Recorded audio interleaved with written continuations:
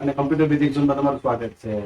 આજનો વિડીયો છે આપણો કમ્પ્યુટર હિસ્ટ્રી પર કે આજે આપણે જોઈશું કે કમ્પ્યુટરની ઉત્પત્તિ ક્યારે થઈ છે, એમાં કયા કયા વૈજ્ઞાનિકોએ એની અંદર ફાળો આપ્યો છે, ચાર્લ્સ બેબેજને કમ્પ્યુટરના પિતા ક્યારથી ઓળખવામાં આવે છે અને ચાર્લ્સ બેબેજની સાથે એક એવું કયું નામ છે કે જેને વિશ્વના પ્રથમ કમ્પ્યુટરના પ્રોગ્રામર તરીકે ઓળખવામાં આવે છે।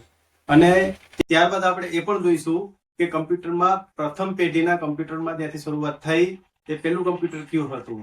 તો આ બધી બાબતો વિશે આપણે ચર્ચા કરીશું આ વિડીયોની અંદર।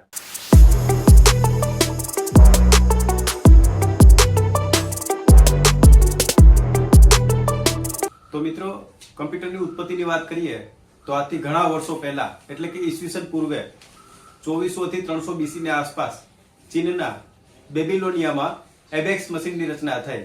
આ એબેક્સમાં 10 મણકાઓનો ઉપયોગ થતો અને એના આધારે ગણતરી થતી। 16મી સદીમાં આ એબેક્સ મશીન ચીનમાં બહુ વ્યાપક રીતે વપરાતું અને વિશ્વનું પ્રથમ ગણનયંત્ર હતું। ત્યારબાદ ઈસવીસન 1617માં સ્કોટલેન્ડના ગણિતશાસ્ત્રી જોન નેપિયરે 2 પટ્ટીઓનો ઉપયોગ કરી અને એક એવું યંત્ર બનાવ્યું કે જેની મદદથી સરવાળા, બાદબાકી, ભાગાકાર અને ગુણાકાર સરળતાથી કરી શકાતું।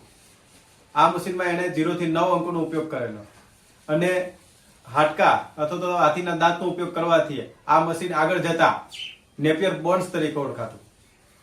એના પછી વાત કરીએ ઈસવીસન 1642માં ફ્રાન્સના વૈજ્ઞાનિક બ્લેઇઝ પાસ્કલે પોતાના પિતા કે જે ગવર્નમેન્ટ ટેક્સ ઓફિસર હતા એમને ગણતરી કરવામાં મુશ્કેલી પડતી, એના માટે એમણે એક યંત્રની રચના કરી જે એક મિકેનિકલ કેલ્ક્યુલેટર હતું, એટલે કે મૂળભૂત કેલ્ક્યુલેટર હતું અને એ ગણતરી મર્યાદિત હતી।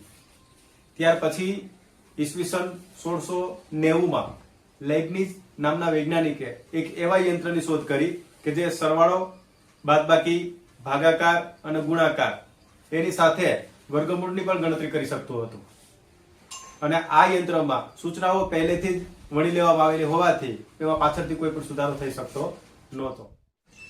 ત્યાર પછી ઈસવીસન 1801માં જોસેફ મેરી જેક્વાર્ડે લૂમ વણાટ માટે એક એવા ચોક્કસ પેટર્ન આધારિત પ્રોગ્રામની રચના કરી કે જેની અંદર સૌ પ્રથમ વખત પંચકાર્ડનો ઉપયોગ થયો અને આ એક પ્રોગ્રામેબલ યંત્ર હતું।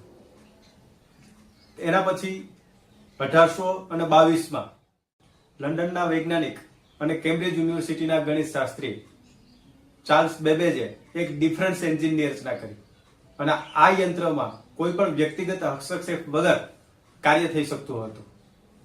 એના પછી ચાર્લ્સ બાબેજ અને તેમની સ્ટુડન્ટ ઓગસ્ટા એડા ઈસવીસન 1833માં એક એનાલિટિકલ એન્જિનની રચના કરી કે જેની અંદર ઇનપુટ, પ્રોસેસ અને આઉટપુટ આ પ્રકારે પ્રક્રિયાઓ થતી હતી કે જે અત્યારે હાલના કમ્પ્યુટરમાં જોવા મળે છે।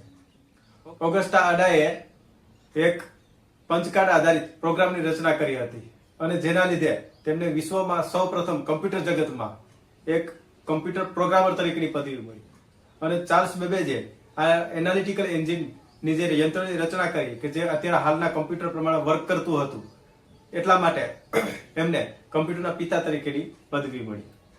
ત્યાર પછીની વાત કરીએ તો ઈસવીસન 1940માં જોન વોન ન્યુમાને સૂચનાઓ એટલે કે સૂચનાઓને ભાષાના સંકેતમાં લખવાની રીત વિકસાવી કે જે પ્રોગ્રામ સંગ્રહિત કમ્પ્યુટરોના શક્તિ સ્ત્રોતો હતા અને આખરે 1946માં 2 વૈજ્ઞાનિકો જેમાં એક જે પ્રેસ્પર એક્ટ અને બીજા જોન ડબલ્યુ મોચરી આ બંનેએ યુનિવર્સિટી ઓફ પેનિસિલ્વાનિયામાં એક વિશાળ કદના કમ્પ્યુટરની રચના કરી કે જેનું નામ હતું ENIAC। આ ENIAC વિશ્વનું પ્રથમ ઇલેક્ટ્રોનિક ડિજિટલ કમ્પ્યુટર હતું કે જે ખૂબ જ વિશાળ હતું, એના માટે ખૂબ જ વધારે ઉર્જાની જરૂર પડતી, એની અંદર મેમરી ના હોવાથી બટન સ્વિચ વડે એની અંદર માહિતી ઇનપુટ કરવામાં આવતી અને વેક્યુમ ટ્યુબોનો એની અંદર ઉપયોગ થતો। પ્રથમ પેઢીના કમ્પ્યુટરની શરૂઆત અહીંથી થઈ। પ્રથમ પેઢીથી લઈ અને અત્યારની હાલની 5મી પેઢી સુધીના કમ્પ્યુટરની અંદર કયા વર્ષે કેટલો સુધારો થયો એ તમામ વિષયે આપણે આવતા વિડીયોની અંદર ચર્ચા કરીશું। જો આ વિડીયો તમને ગમ્યો હોય, તમને જાણવા મળ્યું હોય તો આ વિડીયોને લાઈક કરો, શેર કરો અને અમારી આ યુટ્યુબ ચેનલને સબસ્ક્રાઇબ કરો, જેથી અવનવા વિડીયો તમને વહેલાસર મળતા રહે.